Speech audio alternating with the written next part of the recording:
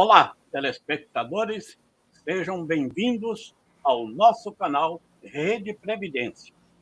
Se você ainda não é inscrito, peço que se inscreva, ative o sininho, compartilhe e curta. Agora já são mais de 1000 vídeos à sua disposição. Sob a direção geral do Dr. Ricardo Souza, em trabalhos técnicos de Ícaro Moreira, estamos iniciando o programa Ao Vivo Doutor. Hoje debateremos o RPPS e as regras de aposentadoria, contando com as nobres presenças da doutora Cirlei Rechetelo e doutor Alex Sertão. Portanto, sejam bem-vindos ao seu canal Rede Previdência. Muito obrigado. Muito obrigado, doutor Ney. Eu vou, já de início, trazer um recado do Bill Mundinho. O Bill Mundinho, ele gosta de fazer versos, né? É um nordestino, como se diz, um nordestino da gema. E ele não gosta de perder o Ao Vivo Doutor. E ele mandou aqui esse recado. Preste bem atenção, viu, doutor Alex Sertão e doutora Cirlei. Ele diz: ponha reparo que Chico Malagueta, filho de do Carmo Prometida, tomou o prumo da cidade, com intento de arrumar a vida, pois nessa miséria de lugar ele estava sem acolhida. Passou fome e frio, mas trabalhou e estudou, e para seu contentamento no estado se engatou. E foi nas quebradas desse tempo que sua vida mudou.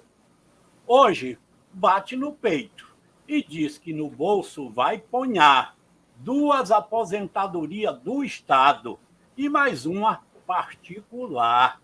E se a mulher morrer, uma pensão vai ganhar. Meu perguntamento para os doutores é como posso me arrumar. Eu que nunca estudei e mais sei falar. Mas me disseram que os senhores no INSS podem me botar. Aí o recado de Bill Mundinha para o doutor Alex Sertão e a doutora Cirlei Rechetelo. Bill, vou te contar um segredo. O doutor Alex Sertão tem um par, viu? Talvez ele possa te encaixar lá. O que você acha? É um bom começo. Você terá um bom patrão. Pelo menos vai começar a contribuir para o INSS e, consequentemente, vai conseguir chegar ao seu INSS. Ok? Bom, quero cumprimentar a doutora Cirlei Rechetelo, já que esses 3 cavalheiros vão dar vez à dama, a nobre dama, para cumprimentar a todos. Doutora Cirlei. Muito obrigada, doutor. Cumprimento, então, o anfitrião, grande anfitrião, doutor Ney Araújo, que conduz com maestria esse programa Ao Vivo Doutor no canal Rede Previdência, que é capitaneado aí pelo renomado advogado doutor Ricardo Souza. Ao meu colega de sabatina, cumprimento o doutor Alex Sertão, profissional de um quilate raríssimo, lapidado pela sua excelência aí na condução e no trato com o direito previdenciário do servidor público. Cumprimento também o Ícaro, que é o nosso poste que nos ilumina e nos guia, mostrando qual o caminho que temos que seguir aí no online, né, que a pandemia nos trouxe. E a todos os telespectadores e ouvintes que estão, a todo o público que estão nos brindando nesta data, que é a data que nós comemoramos a advocacia no Brasil. Confesso que estar nesse programa nesse dia é um grande presente. Posso até ousar dizer que foi o melhor presente do Dia Advogado que eu recebi nesses 27 anos de advocacia. Muito obrigada. O canal Rede Previdência se sente honrado com a sua presença e certamente os telespectadores já estão aí apresentando as suas indagações porque sabem da sua competência e que poderão realmente participar do debate e tirar suas dúvidas. Doutora Alex Sertão, que prazer imenso poder contar aqui com sua presença nessa data especial. Doutor Ney Araújo, é uma honra estar aqui com vocês. Recebi o convite com muito prazer, com muita alegria, esse convite de fazer parte hoje desse debate. Não é um debate, né? Dessa conversa informal que nós teremos a respeito do regime próprio previdência social. Agradeço ao meu querido amigo de longa data também, Ricardo Souza, Rede Previdência, que o Ricardo está nessa vida de regime próprio, já faz algum tempo, que é um defensor, um dos maiores defensores do Brasil do regime próprio de previdência social. Doutora Cirlei Rechetelho, é um prazer estar com a senhora. Nós vamos hoje aqui falar de regime próprio. Eu sei que a senhora é um amante do regime próprio, propaga o regime próprio, essa cultura que a gente precisa aí distribuir para os servidores públicos a respeito dos direitos que eles têm na hora de aposentar. Então, é um grande prazer, uma alegria imensa estar hoje com essas três figuras incríveis, né, que eu gosto demais, pessoas realmente do meu coração, e a gente vai ter uma noite bem interessante. Se Deus quiser. Doutor Ricardo Souza, o responsável por todo esse brilhante trabalho do canal Rede Previdência. Microfone, Ricardo. Microfone. Mania de deixar o microfone desligado. Boa noite, meu querido Ney Araújo, meu líder, nosso comandante hoje, nesta noite. Quero parabenizar, né? Hoje é um prazer estar lhe ajudando aqui no Ao Vivo, doutor. Parabenizar pelo programa, que está pertinho de completar um ano, né? Debatendo a cada 15 dias, debatendo temas interessantíssimos, trazendo o primeiro time, gente da primeira linha da Previdência nos vários segmentos, sempre escolhendo os melhores. Doutor Ney tem um dedo de ouro, né? Ele tem essa capacidade de escolher os melhores. É um prazer muito grande estar aqui ao lado de Alex Sertão. Alex, eu já tive a oportunidade de estar com ele em vários lugares do país e do mundo, né? Exato. E onde a gente estava, entre um chopp e outro, o tema previdenciário, é uma pessoa apaixonada pelo tema. Este ano eu tive o prazer de conhecer a doutora Cirlei Rechetelho, que está todas as terças, às 8 horas da manhã, no programa RPPS de A a Z, abordando sempre algum tema da atualidade, algum tema muito importante. Uma pessoa iluminada, uma profissional competente, dedicada, com a visão na frente. Então, eu estou muito feliz e vamos trabalhar, meu comandante. Vamos trabalhar. Não esquecendo que hoje é o dia do advogado e eu tenho um ensinamento que eu me pauto muito por ele. E nós, advogados, na verdade, nos pautamos. É do grande jurista Eduardo Couto, nascido em 1904, falecido em 1956. Entre os seus ensinamentos está o que diz: teu dever é lutar pelo direito, mas no dia em que encontrares em conflito o direito e a justiça, luta pela justiça. E o nosso papel, a nossa função, o nosso mistério como advogados é justamente lutar pelo direito de todos, para que tenhamos uma vida em sociedade realmente saudável, sem conflitos. Bom, dito isto, eu quero aqui mencionar doutora Cirlei Rechetelho. Tem um currículo imenso, mas vou fazer aqui pelo menos 3 referências. Ela é pós-graduada em Previdência do Servidor Público e Direito Tributário. Ela é palestrante e também apresentadora na Rede Previdência do programa RPPS de A a Z. Então, olha, hoje perguntas podem ser feitas aí de A a Z, que não vai ter problema nenhum. E o nosso doutor Alex Sertão, ele é auditor de controle externo do Tribunal de Contas do Piauí. É professor de regime próprio de previdência social e é também autor de artigos, inúmeros artigos, sobre a aposentadoria do servidor público.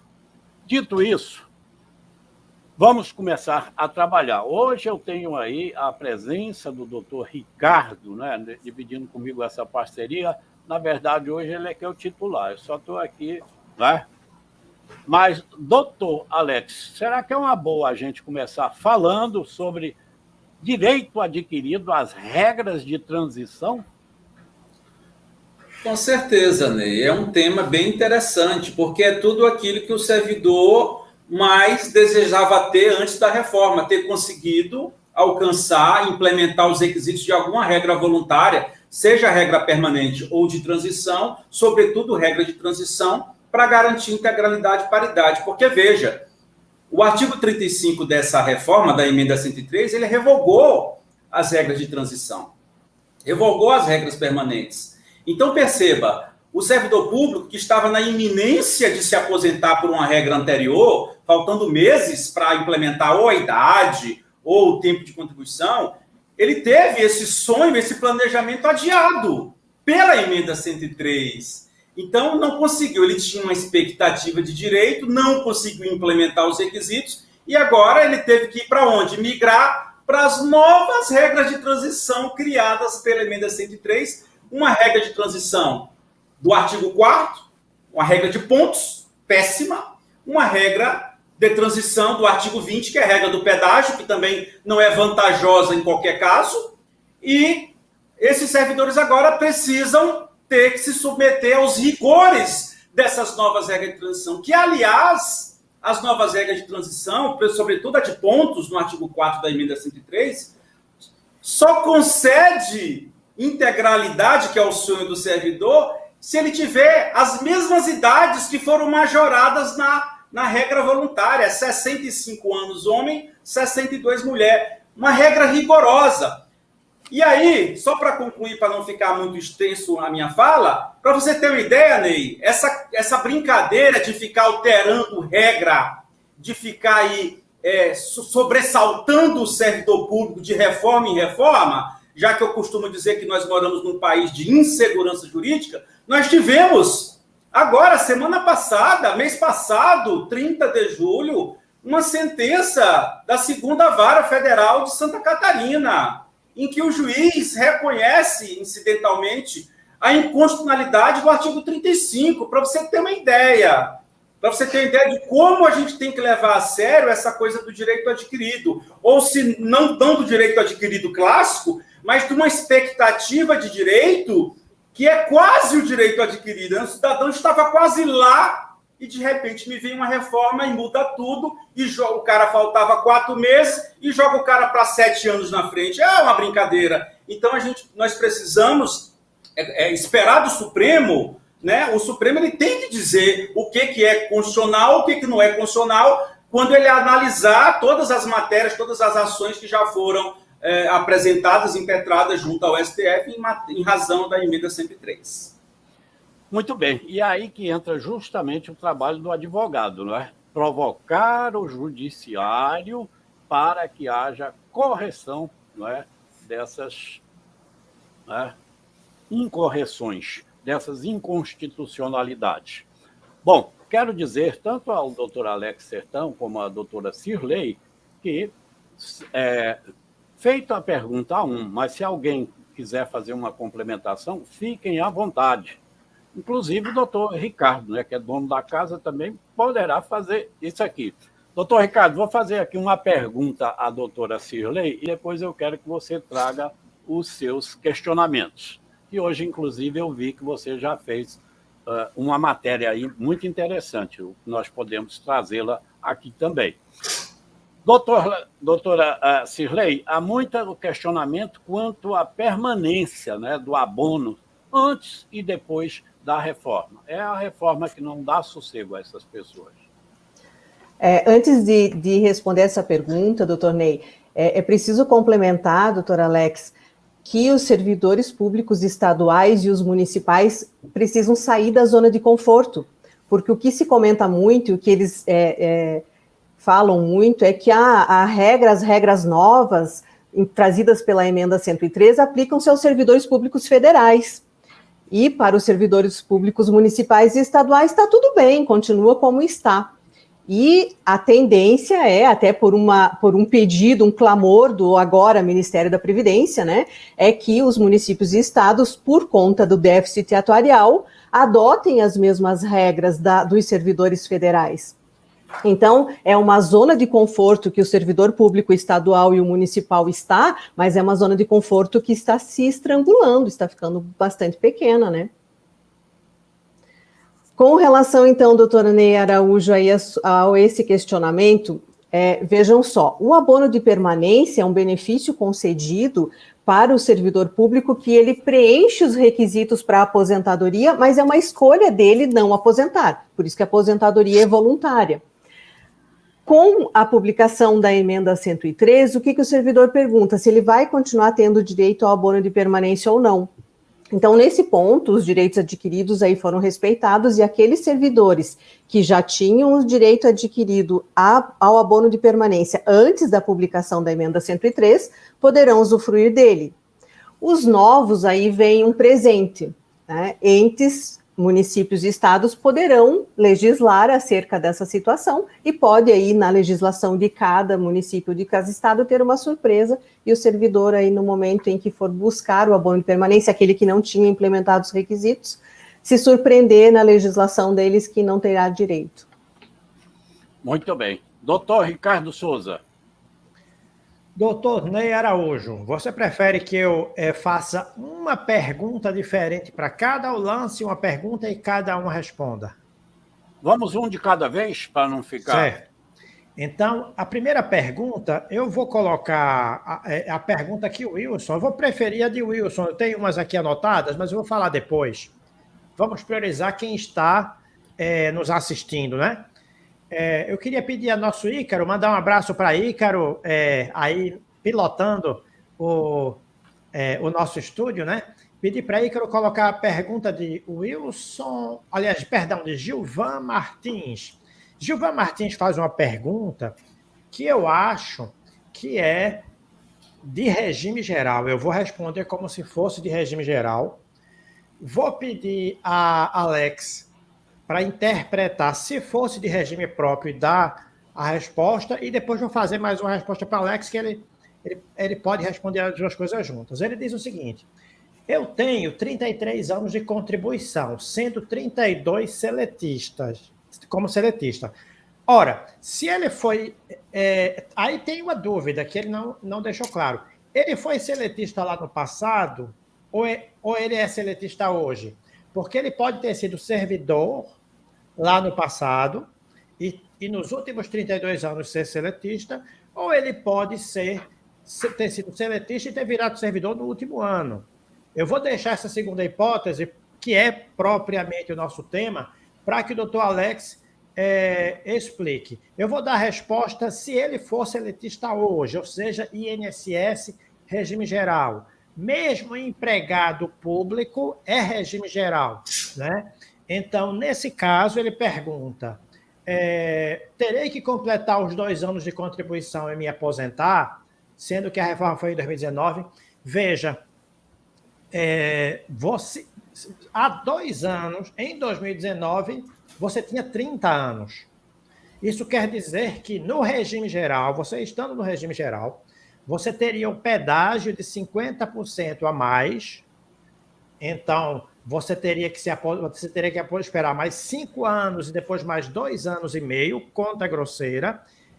Essa é uma hipótese. E a outra hipótese seria se aposentar com os pontos. Aí seria necessário ver sua idade. Outro detalhe importante é verificar se nesse tempo passado você não tinha períodos especiais, ou se todo período era especial. Porque se isso fosse, você já terá direito antes mesmo da emenda 103 de 2019. Tem várias pessoas que estão se aposentando hoje, com as regras de hoje, mas quando procuram um advogado, como o doutor Ney alertou, o advogado diz, não, mas se reconhecer esse período aqui, esse período ali, ou todo o período, você tem direito às regras anteriores. Então, Gilvan, explora mais que a questão, ela é muito interessante. Vou levar a pergunta para o doutor Alex, não é? Invertendo... Doutor Ricardo, antes de passar para Alex, eu gostaria só de fazer uma ressalvazinha pequena aí. Por favor. Se até 13 de novembro de 2019, data da emenda 103, emenda constitucional 103 da reforma da Previdência, então, se ele faltava mais de 2 anos, ele não pega o pedágio de 50%, ele só pega o pedágio de 100%. Então, se faltavam 5 anos, ele terá que contribuir 10. Mas eu me confundi aqui. Ele faltavam 4 anos. Então ele só pega o pedágio do 100%, ele não pega do 50%. De 50%. Obrigado. 50% é se faltasse apenas, em 13 de novembro de 2019, 2 anos, no máximo. 2 anos. Certo? Perfeito. Doutor Alex, contigo a bola, no caso de inverter, se ele teve os primeiros 32 anos no regime geral e agora está no regime próprio. E aí eu quero fazer uma pergunta sobre tua opinião sobre essa decisão que você acabou de falar, a decisão de Santa Catarina, né? O que é que você acha que é a tendência? Você vê a expectativa de que esse movimento pode crescer ou você acha que é um movimento fadado ao fracasso? Tá, eu vou começar pela pergunta, depois finalizo com essa tua última pergunta, Ricardo, a pergunta do Gilvan primeiro. Bom, no âmbito do RPPS, eu só consigo visualizar aqui, evidentemente, a regra do pedágio, o artigo 20, o pedágio de 100%. Pedágio de 100%. Então, se ele tem 33 anos hoje, ele tinha 31, como você falou, lá em 2019. Assim, a grosso modo, né? A grosso modo, nós não temos aqui as datas corretas. Agora, perceba, nós não podemos esquecer que o primeiro requisito da regra do pedágio, artigo 20, é o servidor haver ingressado em cargo efetivo até a data da reforma, até 13 de novembro de 2019. Então, aqui nós temos que ter cuidado que ele disse que ficou maior. Dos 33 anos, 32 como seletista. Seletista não se aposenta no regime próprio, né? Então, ele teria que ser titular de cargo efetivo. Então, nós precisamos enquadrar, ele precisa ter a certeza de que já titularizava um cargo efetivo até a data de publicação da emenda 103. Ora, a emenda 103 é de novembro de 2019. Suponhamos que se ele tem 33 anos de contribuição hoje, ele teria 31 em 2019. Então, faltariam 4 anos para ele completar. Então, no dia 13 de novembro, vamos construir aqui um raciocínio. Suponhamos que no dia 13 de novembro de 2019, faltavam 4 anos para ele fechar 35, já que ele tinha 31 anos. Então, evidentemente que ele vai, sobre esses 4 anos que faltam, vamos aplicar um pedágio de 100%. Quando eu aplico um pedágio de 100% sobre o tempo que falta, sobre o tempo que, na data de publicação da reforma, faltaria para preencher 35 anos no caso do homem. Faltam 4, de 31 anos para 35 são 4 anos. Então, ele vai ter que cumprir os 4 anos mais 4 mais 4, 8 anos. Então, fica realmente não fica tão interessante. Veja bem, se a pergunta, se a gente trouxer para o regime próprio, é mais ou menos esse o raciocínio que nós temos que ter. E aí, cabe ao intérprete, ao advogado, já que hoje é o dia do advogado, entender o seguinte, vamos lá, 4 se transformar em 8. Será que não é melhor a gente ir lá para a regra de pontos para simular as 2 regras para saber qual é a mais interessante, em qual ele chega primeiro? E quando eu digo qual ele chega primeiro, não é só esse dado, porque às vezes você chega primeiro na regra de pontos, mas pela baixa idade tu não consegues a integralidade ainda. Tem que ver todas essas nuances. E, Ricardo, respondendo a tua pergunta, eu sou pessimista. Eu sou bastante pessimista com relação a essas decisões. Essa não é a primeira, né? Ano passado teve uma decisão da Justiça Federal, do Distrito Federal, também reconhecendo o direito de se aposentar pelas regras de transição anteriores, mesmo após a reforma. Mas eu te confesso que eu não sou muito otimista com essa tendência de algumas decisões estarem... Eu estou esperando, na verdade, o Supremo Tribunal Federal. Eu quero que o Supremo analise essas questões, porque aí sim, o Supremo... Embora o Supremo, ultimamente, nos últimos anos, ele tenha andado assim, muito acompanhado a agenda econômica do Estado brasileiro, né? Infelizmente, ele tem acompanhado. O Supremo, muitas vezes, reconhece o direito, aí ele modula aquela decisão e quando acaba a modulação, é tão restritiva, mas tão restritiva aquela modulação, que acaba não sobrando nada para ser usufruído em matéria de direitos. Doutor Ricardo. Muito obrigado, doutor Alex. Agora, para a doutora Cirlei, também explorando a questão que a doutora Cirlei coloca, ela diz assim, atenção, estados e municípios, existe uma reforma nacional, né, na União, dos servidores da União, que já definiu quais são as regras.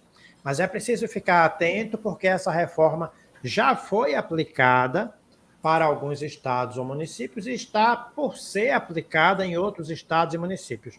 Então, a minha pergunta, doutora Cirlei, o município ou o estado pode estabelecer regras mais rigorosas ou regras mais benevolentes para o servidor, ou menos rigorosa, digamos assim, para o servidor, que as regras do regime geral, ou ele tem que ficar... Desculpa, a regra do regime próprio da União, ou ele tem que ficar preso àquele formato? Veja bem, a recomendação do Ministério da Previdência, o clamor deles é que sigam as mesmas regras do regime do servidor público, as que estão, então, na emenda 103. Os estados e municípios vão poder deliberar com relação à questão de idade e tempo de contribuição, vai poder elastecer nesse sentido. Lembrando que sempre mediante um estudo atuarial e financeiro, porque o que tem de mais importante nessa emenda 103 é o respeito ao caput lá do artigo 40 da Constituição Federal, que fala que o RPPS precisa ter equilíbrio atuarial e financeiro. Então, não adianta ficar criando moda e, de repente, trazer aí um Frankenstein de regras e depois não conseguir sustentar, né, e prejudicar a saúde do RPPS. Então, assim, um bom aconselhamento, um bom estudo com o atuário e com o jurídico do seu RPPS para que saiba que está tomando o caminho certo com relação às regras. Doutor Alex, então, como é que está a situação da aposentadoria especial do servidor público?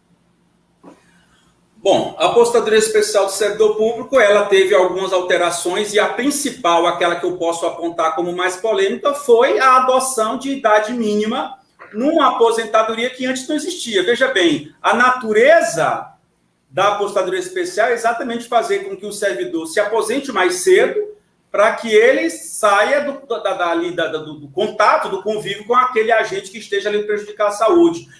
Inclusive um policial, que é uma atividade de risco, né? Quanto mais cedo essas pessoas se aposentarem, mais chance elas têm de não lidar com situações de risco ou insalubres que possam, de fato, prejudicar a vida, a integridade física, a saúde, etc.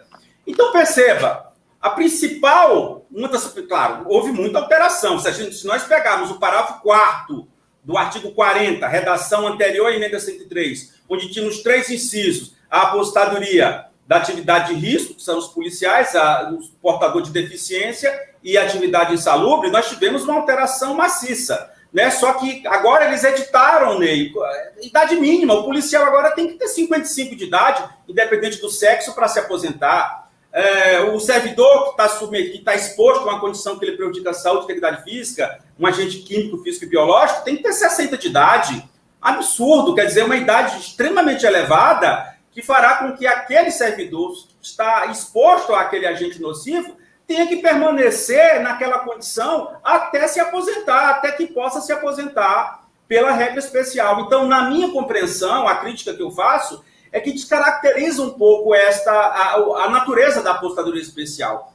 Os policiais, por exemplo, eles têm agora 3 tipos de regra. Olha como a coisa ficou complicada, viu, Ricardo?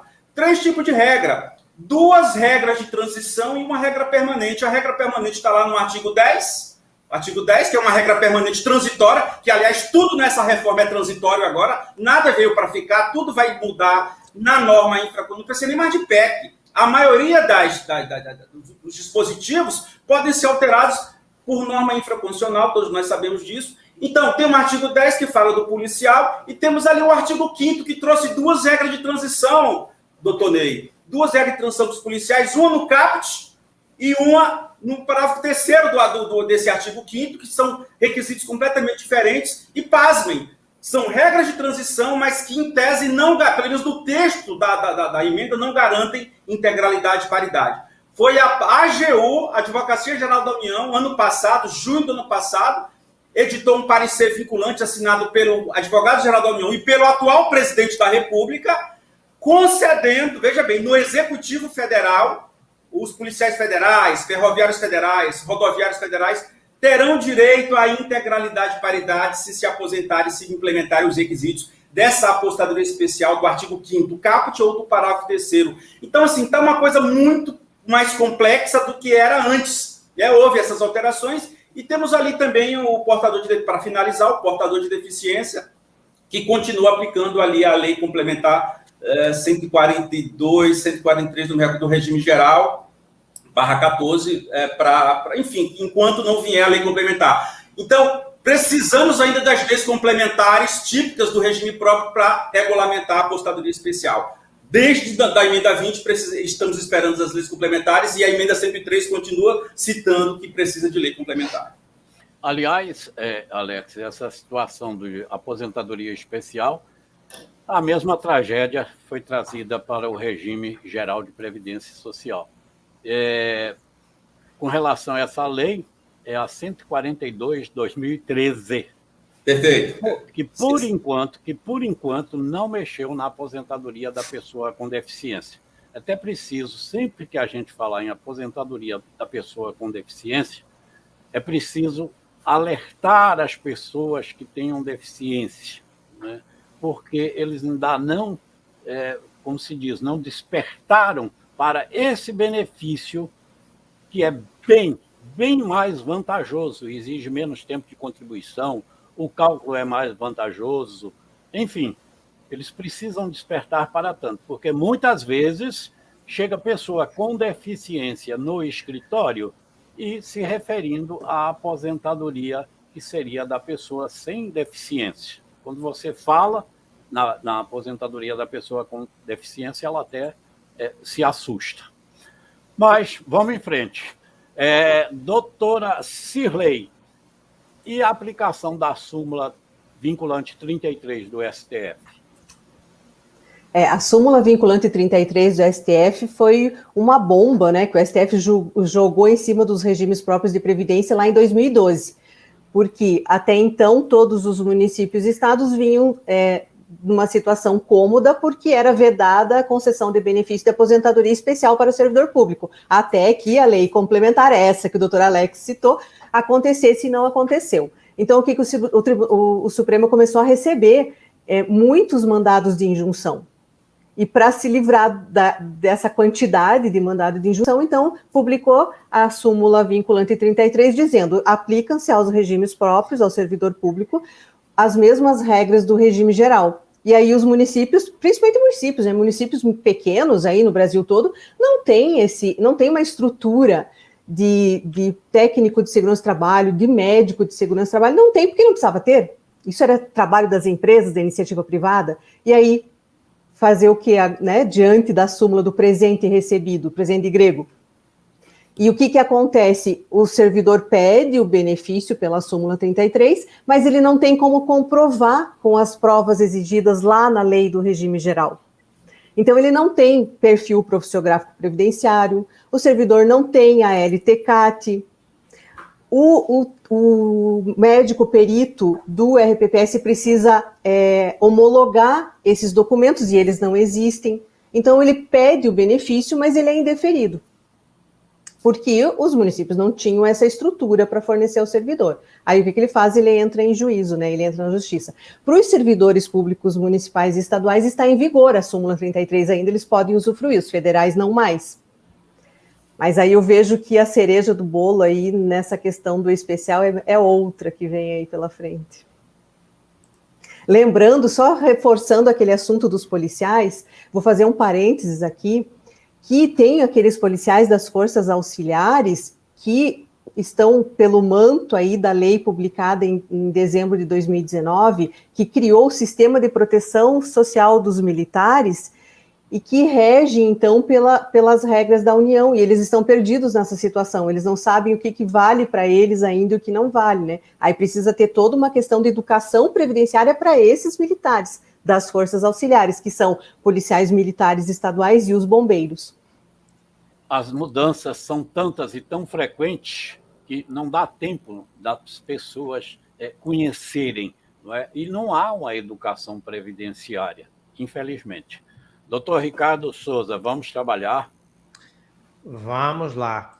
Doutor Ney, eu estava lembrando que no escritório, de vez em quando, ainda chega a gente, é tanta informação que chega a gente achando que a aposentadoria é calculada pelos 3 últimos anos da pessoa, né? Que é uma regra que mudou em 98 e até hoje ainda existe pessoas que pensam assim. E pior, Ricardo, e pior, né? Tem gente que acaba fazendo contribuições, né?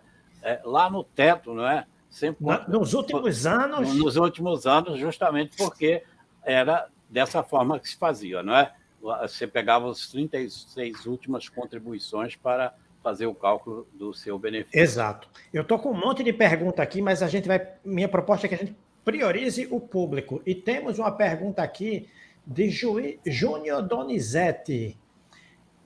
Júnior Donizete diz assim: boa noite. Após a emenda 103, se a minha média der maior que o meu último salário, posso receber? Eu vou explicar. Antes da emenda 103, havia um entendimento, não, era consolidado no regime próprio, diferente do regime geral, que o benefício, eu costumava dizer nas minhas aulas, que era o que for pior. É a paridade ou a média? Se a média for maior que a paridade com ativo, vai ser a paridade com ativo. Isso para quem não tinha direito à paridade, né?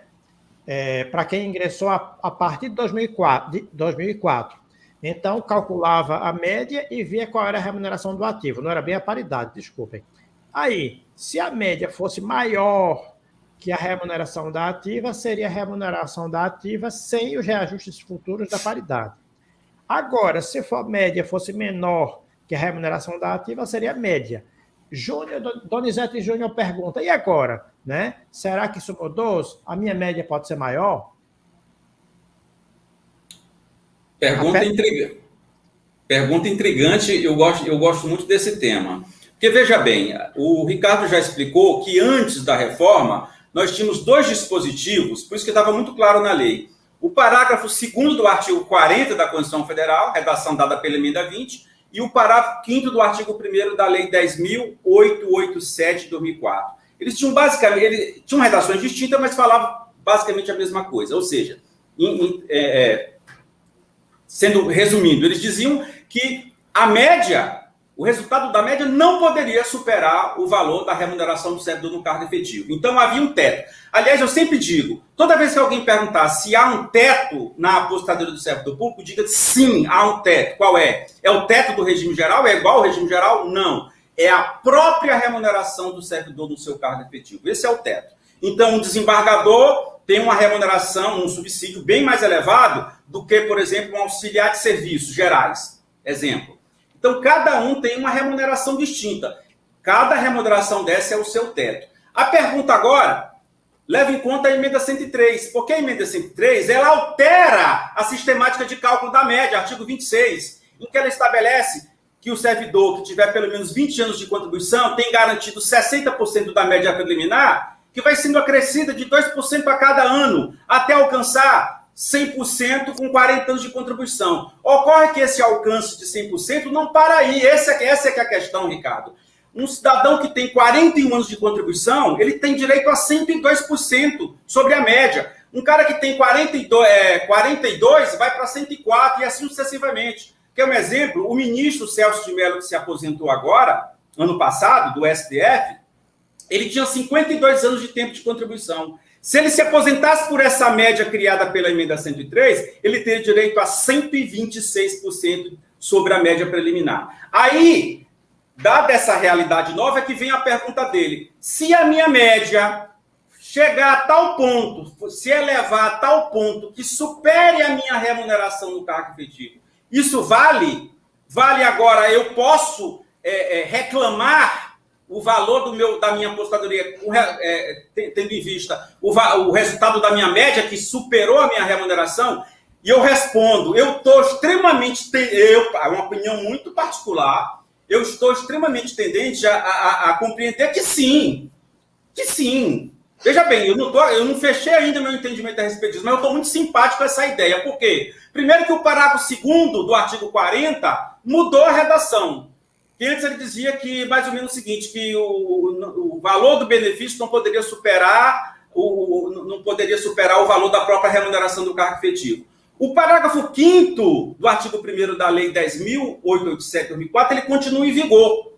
Mas a compreensão, aqui no Piauí, por exemplo, a PGE, a Procuradoria-Geral do Estado, já tem um parecer no sentido de que se o valor da média superar a própria remuneração do cargo efetivo, vale o valor da média para a aposentadoria. Porque essa nova sistemática, Ricardo, ela tem que servir para alguma coisa. Ela é cruel, ela exige que o servidor fique muito mais anos contribuindo para alcançar esses 100% de média. Eu costumo fazer a seguinte comparação, só para concluir.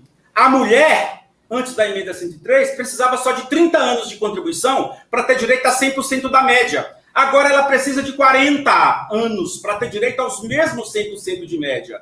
Então é uma regra cruel. E aí, eu acho que ela deveria premiar aquele servidor que se esforçou e contribuiu por muito mais do que 40 anos, que fez com que o valor da média for 2% a cada ano, vai fazer com que o valor da média suba bastante. E se o resultado final superar a própria remuneração, na minha compreensão, deveria valer o resultado da média, superior à própria remuneração. Eu sou simpático à ideia, mas é claro que eu não...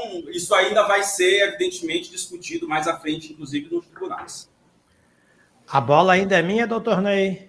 Chute. Bom, lembrar que esta semana, mais precisamente ontem, nós superamos a marca dos 1000 vídeos produzidos. Eu estou vendo que a nossa plateia... Olha, a plateia está gostando muito de Sirlei e de Alex. O número de pessoas que estão assistindo e o número de pessoas que curtiram é praticamente o mesmo. Mas se você não curtiu ainda, tem que curtir, tem que agradecer que Sirlei, que Alex estão aqui dando uma aula, ensinando muita coisa. E também agradecer o brilhantismo do Dr. Ney de manter esse programa sempre atento. Convido você a se inscrever no nosso canal e ativar do lado de inscrever-se o sininho de todas as notificações, porque sempre que tiver novidade, veja que o Dr. Alex acabou de dizer, olha, essa é a minha posição e isso vai evoluir. Certamente, o que houver de evolução aí, a gente vai estar atento para trazer. Eu vou pedir a nosso querido Ícaro que coloque a pergunta de Yuri Duó. Ricardo, posso pegar essa bola um pouquinho antes da pergunta do telespectador? Pode. Então, tem duas situações nessa questão da média que eu vejo que é importante citar e mencionar. Uma delas é que, se o Júnior Donizete estiver averbando um tempo anterior para o tempo de contribuição dele na aposentadoria no regime próprio, ele pode fazer trocas, ele pode colocar para fins de apuração da média as contribuições maiores. Ele pode tirar as contribuições menores e colocar as contribuições maiores para, com isso, aumentar a média dele. Lógico, desde que ele averbe esse tempo. Então, assim, é como se o governo dissesse, a gente te dá um ônus e damos um bônus aí, pequeno, mas nós damos. E outra situação é a situação do teto, porque a obrigatoriedade de implementar a Previdência Complementar termina em novembro desse ano. E aí, para aqueles que aderirem à Previdência Complementar, o teto vai ser o teto do regime geral, para o RPPS. E quem vai pagar a complementação será a Previdência Complementar, que, por enquanto, aos meus olhos, eu estou vendo como um bom negócio para o servidor público. por enquanto. Vamos ver aí o que vem nos próximos capítulos. Então, vamos lá. A pergunta de Yuri Duó é a seguinte. Boa noite. Com relação ao valor do benefício de pensão por morte no RPPS, este valor pode ser menor do que um salário mínimo? Doutora Cirlei. Nós temos aí já como um princípio constitucional, né, de que o valor do benefício não pode ser inferior a um salário mínimo, né? Então, com relação a essa questão da forma de cálculo da pensão por morte, nós temos aí a novidade é que ele colocou em cotas parte de 50%, né? Então o mínimo é os 50% que o servidor recebe e 10% a mais para cada beneficiário. Então pode acontecer de ele ser um valor menor e depois, conforme a cota do servidor ir aumentando.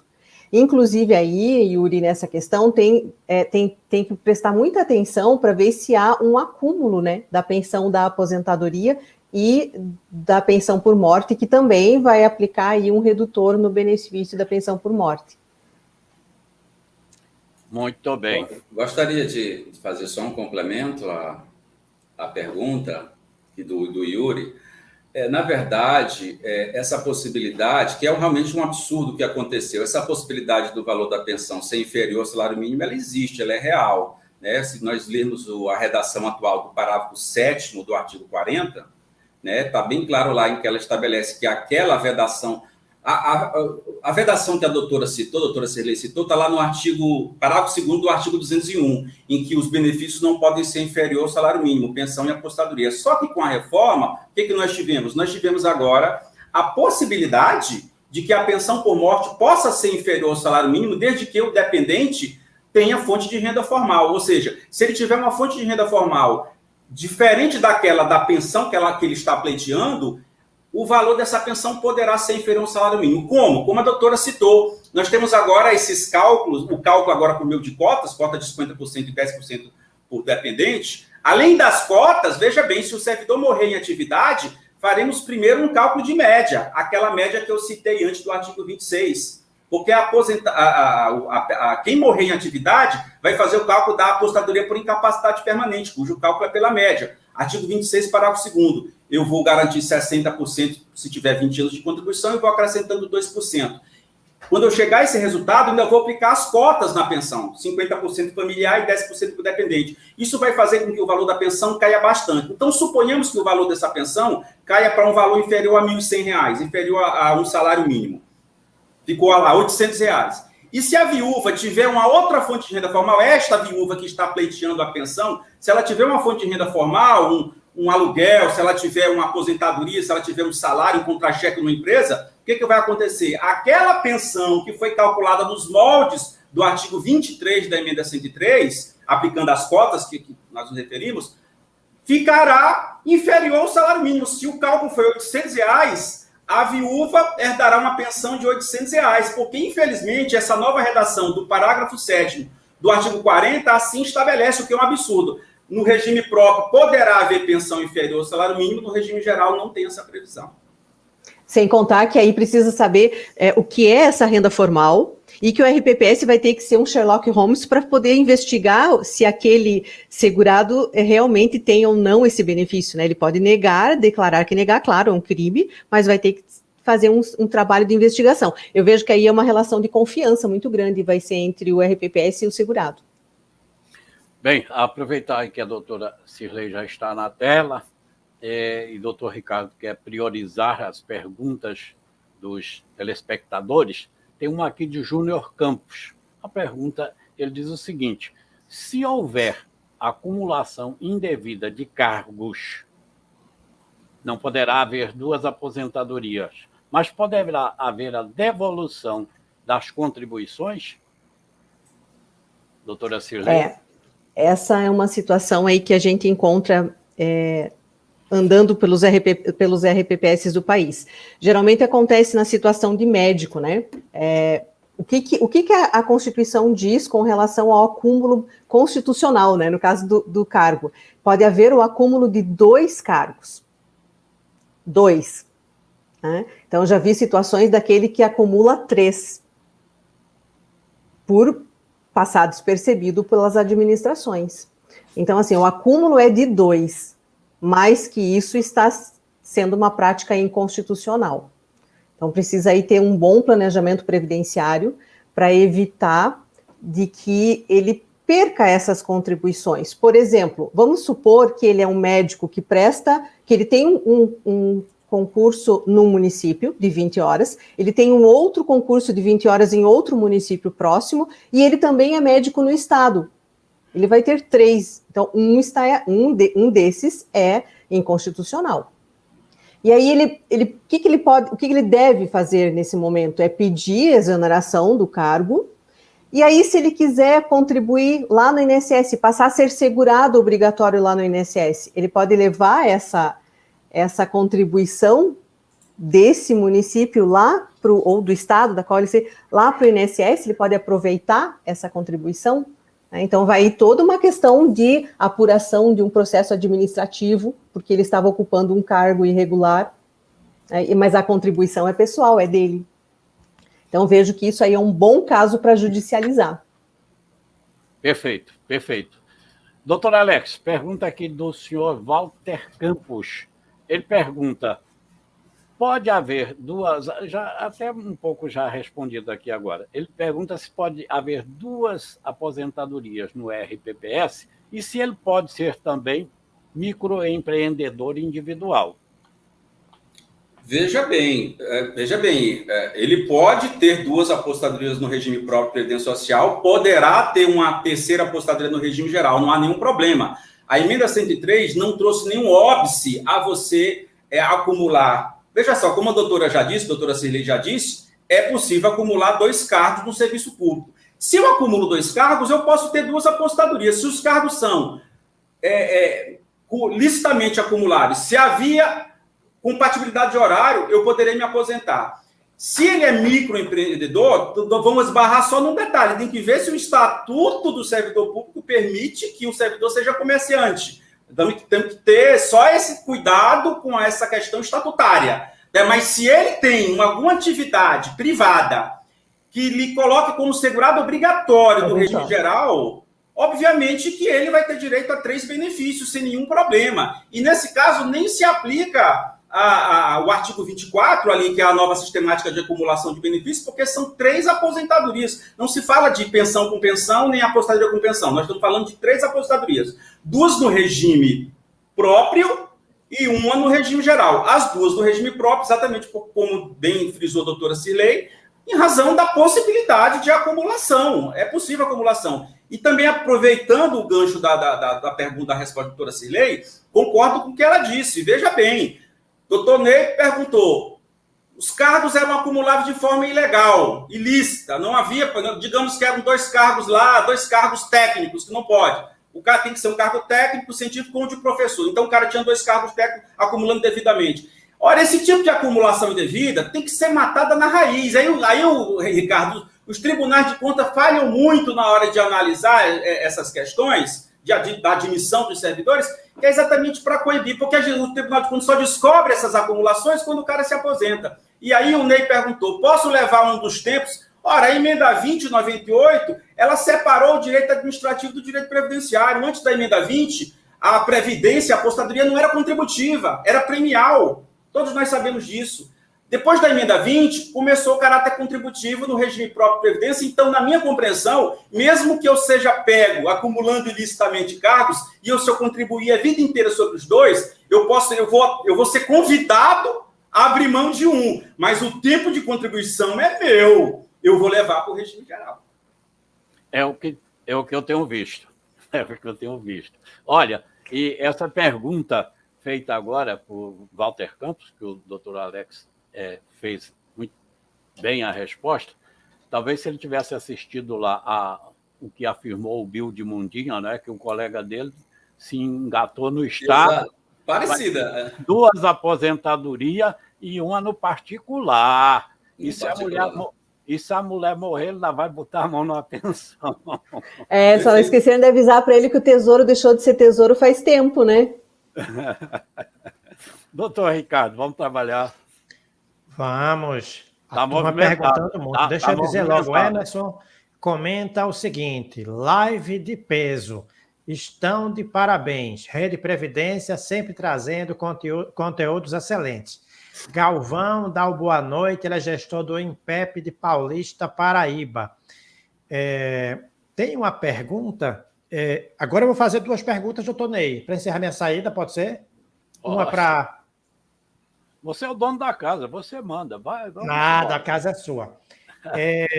Eu tenho uma pergunta para Cirlei, que é sobre extinção. Você prefere que eu faça a pergunta e eles respondam? E um responde, eu faço a outra, o outro responde? Ou eu faço as duas e eles dão uma rodada? Uma para cada. Pronto. Doutora Cirlei, extinção de regime próprio. A gente vai um pouco para a gestão, porque RPPS, diferente de regime geral, não é só de benefícios, né? É gestão também. Extinção de regime próprio, vale a pena? Então, esse assunto eu vejo que ele partiu aí de uma situação que aconteceu na emenda 103, aconteceu por uma fatalidade, um desastre, em que foi vedada a criação de novos RPPS. Então, com essa vedação da criação de novos, coincidiu que ato contínuo, a emenda é de final de 2019, ato contínuo assumiram novos prefeitos, né, novos gestores, e, se é vedado criar, então é porque não é bom, vamos extinguir o que nós temos. E aí é um campo minado. Eu fui convidada a participar aí de uma reunião onde se analisou essa situação, num caso específico. E, assim, o gestor, o prefeito, ele precisa entender que ele vai assumir todos os benefícios que são concedidos pelaquele RPPS. Além disso, ele vai ter que arcar com os benefícios daquelas pessoas que já tinham direito adquirido e estão lá recebendo o abono de permanência e não aposentaram. O valor, né, que é uma montanha, eu digo que tem RPPS que tem a maior conta bancária nos bancos. Né, que o gestor, ele entra no banco, ele pode estar com a conta dele pessoal negativa, mas ele vai ser muito bem recebido porque ele administra a maior conta do município. E essa maior conta, que às vezes passa a ser desejo dos administradores, não vai para os cofres do Tesouro. Ele vai ficar para uma conta, vai ficar numa conta separada, num regime em extinção. Ele só vai poder ser usado, esse recurso, para pagar os benefícios. E aí lembrem que ele não vai ter a contribuição. O município vai ter que pagar a contribuição lá para os que foram para o regime geral, porque extinguiu. O bolo dele vai ser comido pelas aposentadorias e pensões que estão em vigor, e porque as que podem vir porque já tinham direito adquirido, mas se você não coloca ingrediente, esse bolo vai acabar. Vai ter um momento em que as fatias já não vão estar mais ao dispor. E aí? Então, assim, precisa fazer um estudo atuarial. Eu vejo, assim, que o profissional atuário aí foi muito bem privilegiado e nessa situação da emenda 103. Os contratos de cálculo atuarial já não são mais só um cálculo no ano, ele tem que ter todo esse apoio, esse acompanhamento mensal, porque precisa cuidar para não acabar entrando aí num equívoco muito grande e o barato sair caro. Doutor Ney, então agradecendo a resposta, já fazendo minha última participação, enquanto isso eu vou pedir para Ícaro colocar no ar a pergunta de Sérgio Fernandes, agradecer por ter me convidado para, sob o seu comando, estar nessa noite e ter a honra de ter compartilhado a noite com Cirlei Rechetello e com Alex Sertão. A pergunta de Sérgio Fernandes é a seguinte: sou cirurgião dentista aposentado pelo regime próprio, pelo RPPS, pela especial no município. Para obtê-la, foi necessário averbar tempo do regime geral, alguns anos. Posso me aposentar com a insalubridade no meu consultório particular? E aí ele pergunta em seguida se ele pode prosseguir no serviço particular por força do tema 709. Como é regime geral, eu vou antecipar a opinião, doutor Alex fica à vontade de dar a resposta, e vou também fazer mais uma pergunta que tem a ver com esse tema. É o seguinte,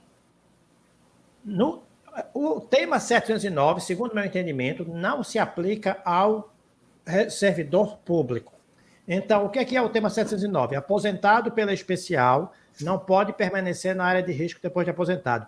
No servidor público, isso nem faz sentido, porque todo aposentado sai, estando ou não na área de risco. E aí, os dois regimes não se comunicam. Então, a vedação de permanecer, do 709, de você permanecer na atividade particular, se você se aposenta particular, não se alastra até o seu tempo de regime próprio. Então, você pode se aposentar no regime próprio, salvo se o Dr. Alex disser que não pode.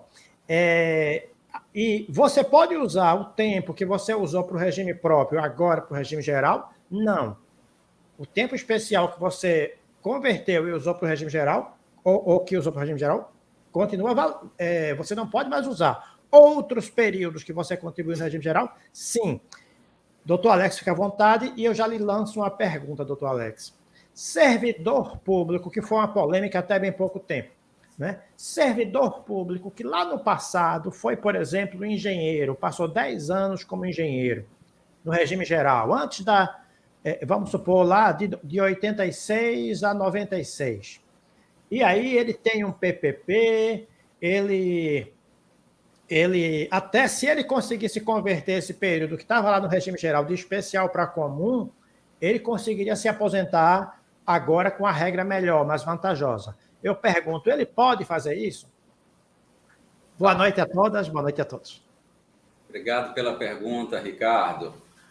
Boa noite. Vamos começar aqui pela primeira pergunta. Veja bem, eu me ative aqui ao final, ele pergunta, posso me aposentar com insalubridade do consultório particular? Se ele está no consultório particular, ele vai se aposentar no regime geral de previdência social, no INSS. E essa questão de insalubridade, veja bem, insalubridade é uma parcela, é uma vantagem que é criada dentro da composição remuneratória do servidor público, né? Tem médicos que recebem insalubridade, em regra, veja bem, em regra, recebe insalubridade e ela tem uma natureza própria labória, uma natureza compensatória, provisória, em regra, diria até indenizatória. Essa insalubridade, determinadas regras que têm essa natureza transitória, sobre elas não incide contribuição previdenciária. Então, veja bem, o servidor público, vou começar falando do servidor público, ele não contribui em regra, a não ser que ele opte, então, a não ser que a lei permite que ele opte por contribuir sobre vantagens temporárias. Então, a insalubridade, na minha compreensão, ela é propter labore, como se diz na doutrina. Sobre ela, o servidor não contribui, ela não vai para a aposentadoria. Agora, perceba, no consultório particular, na atividade privada, um médico, um dentista, ele vai trabalhar e ele vai contribuir para o regime geral. Sobre tudo que ele contribuir, vai formar exatamente a base de cálculo sobre a qual vai incidir a contribuição para formar a média. Perceba, ele vai se aposentar por uma média que nada mais é do que o resultado dos anos de contribuição que ele verteu de julho de 94 até o dia que ele pediu a aposentadoria. E aí vai entrar exatamente tudo que ele pagou, tudo aquilo que ele declarou que ele recebia naquele mês a título de remuneração. Porque a remuneração de um consultório particular varia. Ele não é servidor público, ele não tem um salário fixo, ele não tem vantagens, parcelas com a rubrica insalubridade. Não existe isso no consultório particular. Ele vai contribuir sobre aquilo que ele declara. Ele é contribuinte individual, ele é segurado individual do regime geral. Se fosse regime próprio, se fosse um dentista concursado do Estado, da União, do município, que vai se aposentar no regime próprio, aí eu diria que essa vantagem, a parcela insalubridade, em regra, não se contribui sobre ela, tá? Então, por isso que eu estranhei no final ele perguntar se ele leva insalubridade no consultório particular. Ele vai levar o valor da média sobre aquilo que ele contribuiu. É isso que ele vai levar para a aposentadoria. Com relação ao tema 709, eu tenho uma opinião de que ela não se aplica ao regime próprio de previdência social. Essa decisão do Supremo Tribunal Federal, ela visou especificamente o regime geral. Por que eu entendo que ela não se aplica ao regime próprio de previdência social? Porque no serviço público, nós temos o artigo 37, inciso 16, a letra C, em que diz textualmente que é possível acumular 2 cargos de profissionais de saúde.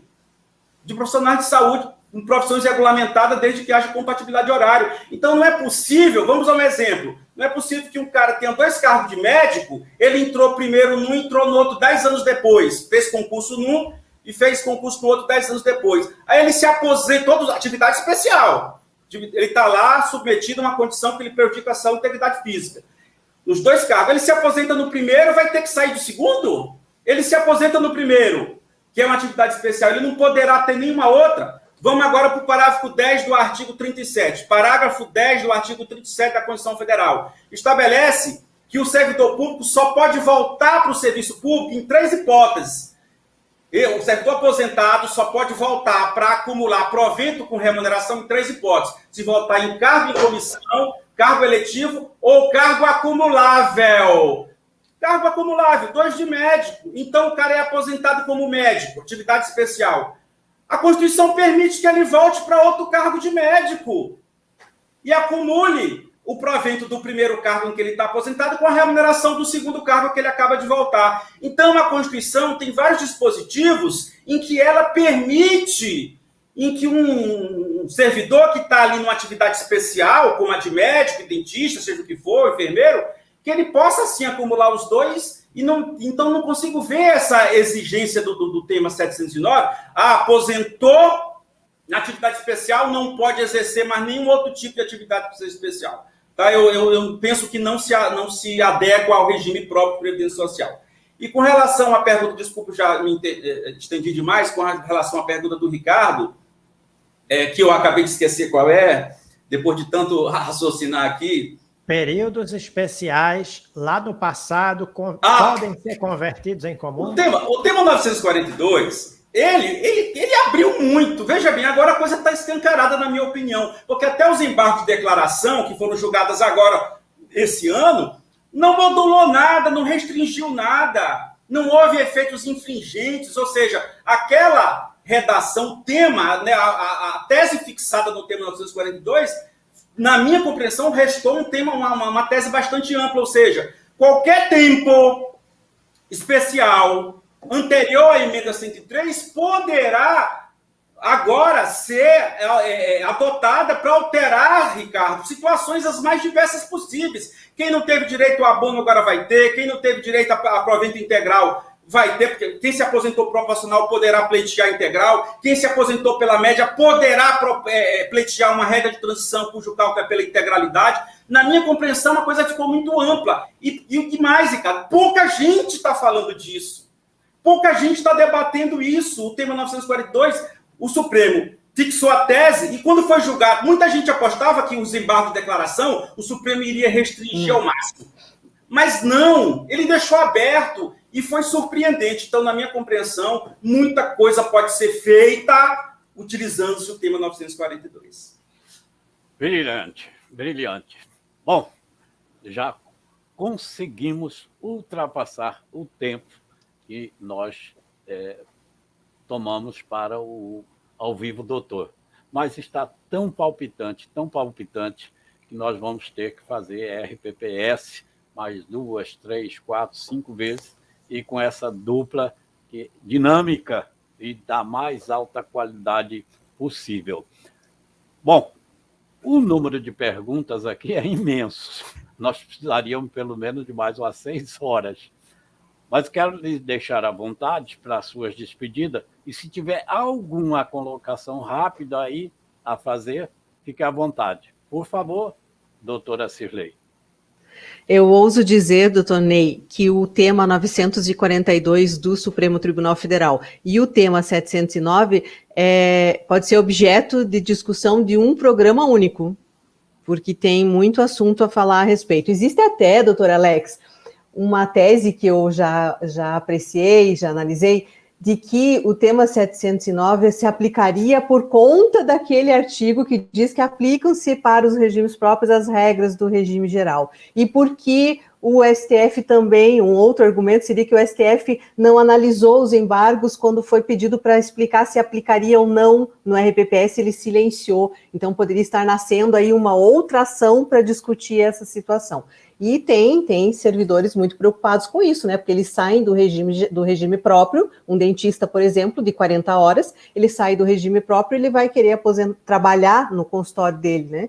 E aí o RPPS vai ficar vigiando para saber se ele está trabalhando na atividade privada e depois vai suspender o benefício dele no RPPS? Então é uma situação bastante delicada, e eu entendo que dá uma conversa aí de um programa sem sombra de dúvida. Sem contar o 942, né, que foi outro presente do Supremo Tribunal Federal. Mas eu quero, então, ao final, agradecer. Realmente foi um momento, assim, que vai ficar na minha memória, por estar com profissionais tão brilhantes. Doutor Alex, leve consigo de que eu sou uma fã sua, e o doutor Ricardo sabe disso. Quando nós nos conhecemos e tratamos do quadro RPPS de A a Z, foi a sua referência que eu citei a ele como uma referência de RPPS, de conhecimento de regime próprio. O Ricardo vai lembrar disso. Então, hoje eu fui realmente presenteada. Muito obrigada, gratidão a todos. A gratidão é toda nossa por a sua honrosa presença, vibrante e muito técnica, fazendo colocações, né, bem compreensíveis, né, bem ao gosto dos telespectadores. Bem, doutor Alex Sertão, traga aqui o abraço do doutor Fábio Leão, que disse que quando eu for lá em Teresina desfrutar daquela benesse, ele quer estar ao meu lado, viu? Perfeito. Será um prazer. Deixa aí à vontade para você fazer suas despedidas e, se quiser fazer mais alguma colocação, fica à vontade. Não, eu quero agradecer. Vocês são meus irmãos. Vocês sabem que quando eu chego em Recife, eu sou bem recebido por essa turma. A turma é grande, vocês sabem que todos... É uma turma maravilhosa, né? O Ney, o Ricardo. E olha, eu quero já deixar bem claro, quando tiver todo mundo imunizado, for possível viajar, eu quero ir para Olinda, viu, doutor Ney? De novo, lá naquele restaurante, quero tomar aquela caipirosca de caju, aquela que só tem igual em Olinda, é um negócio impressionante. Quero agradecer demais essa oportunidade. Doutora Cirlei, as suas palavras foram tão boas de ouvir, fiquei tão feliz, obrigado pela deferência que a senhora me trouxe, o meu trabalho, fico muito feliz, é um prazer imenso conhecer a senhora. Quanto mais pessoas de brilho estiverem conosco nessa trincheira do RPPS, muito mais nós conseguiremos elevar o regime próprio de previdência. O Ricardo Souza dispensa comentários, né? Ele é um cidadão extraordinário, é um batalhador seu do aluno. regime próprio. Não, eu também sou seu aluno, já assisti curso seu, tenho livros seus, você é extraordinário, né? E você é realmente esse grande batalhador, um dos primeiros, se não o primeiro, a trazer pós de RPPS no país, não é, Ricardo? Isso é uma verdade.